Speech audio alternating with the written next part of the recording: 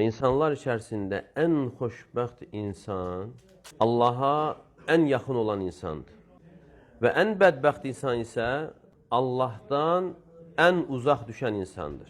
Səadəti, hüzuru, qəlb rahatçılığı artır. Və burada da xoşbəxtçilik deyildiyi zaman nəzərdə tutulan qəlb rahatçılığıdır. Həm müsəlman, həmçinin qeyri-müsəlman alimləri ittifaq ediblər ki, xoşbəxtçilik deyildiyi zaman əsl xoşbəxtçilik qəlb rahatçılığıdır. Və qəlbə də rahatçılığı yerləşdirən, bizi yoxdan yaradan Rəbbimizdir. Və Allah Teala'dan uzaq düşməklə, insan dünyanın hər bir naz neymətini əldə etsə belə, xoşbəxt olması mümkün deyil.